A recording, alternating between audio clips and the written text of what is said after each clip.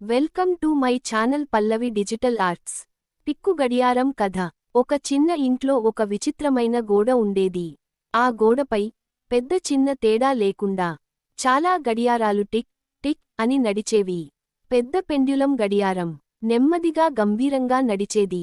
చేతి గడియారం ప్రశాంతంగా సమయాన్ని చూపించేది. డిజిటల్ గడియారం క్రమంగా సెకన్లు లెక్కపెట్టేది. అందరి మధ్యలో ఒక చిన్న గడియారం ఉండేది. దాని పేరు టిక్కు. టిక్కు ఎప్పుడూ తొందరపడేవాడు. ఇంకా ఎందుకు ఆగాలి? ఇప్పుడే ఉదయం కావాలి, ఇప్పుడే ఆట సమయం రావాలి అని టిక్కు రోజూ అనుకునేవాడు. అప్పుడు పెద్ద పెండ్యులం గడియారం నవ్వుతూ చెప్పేది, ఓపిక పట్టు టిక్కు, సమయం తన పని తాను చేస్తుంది. కాని టిక్కు వినలేదు. ఒక రోజు టిక్కు తన ముళ్ళులను మెల్లగా ముందుకు నెట్టేశాడు. అలారం ముందే మోగింది. పిల్లలు నిద్రలోనే లేచారు. ఇంకా చీకటి ఎందుకు ఉంది అని వాళ్లు ఆశ్చర్యపోయారు. అమ్మ పనులు గందరగోళం, ఇల్లు మొత్తం కన్ఫ్యూషన్. టిక్కు భయపడ్డాడు. ఆ రాత్రి ఇల్లు నిశ్శబ్దంగా ఉంది. పెద్ద పెండ్యులం గడియారం మెల్లగా అడిగింది, టిక్కు, నువ్వు ఎందుకు ఇంత తొందరపడుతున్నావు? టిక్కు తల వంచి చెప్పాడు, అందరూ ఎదురు చూస్తున్నారు. నేను వేగంగా ఉంటే మంచిదనుకున్నాను.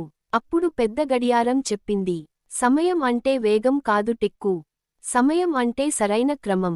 తరువాతి రోజు సూర్యుడు నెమ్మదిగా ఉదయించాడు. పువ్వులు ఒక్కసారిగా కాదు, మెల్లగా వికసించాయి. పిల్లలు సరైన సమయంలో లేచారు. చదువు, ఆట, భోజనం అన్నీ క్రమంగా జరిగాయి. టిక్కు నిశ్శబ్దంగా చూస్తూ అనుకున్నాడు, ఓహ్, సమయానికి ఓపిక అవసరమే కదా. ఆ రోజు నుంచి టిక్కు తొందరపడలేదు. ప్రతి సెకనును సరిగ్గా లెక్కపెట్టాడు. ఇప్పుడు అందరూ అంటారు, టిక్కు ఉన్నాడంటే సమయం కరెక్ట్. టిక్కు ఆనందంగా టిక్కు టిక్ టిక్ అని నడిచాడు. నీతి: ఎప్పుడూ తొందరపడాల్సిన అవసరం లేదు. చదువుకు ఒక సమయం, ఆటకు ఒక సమయం, విశ్రాంతికి ఒక సమయం. ప్రతిదానికి సరైన సమయం ఉంటుంది. ఓపిక ఉంటే సరైన సమయం మనల్ని ముందుకు తీసుకెళ్తుంది.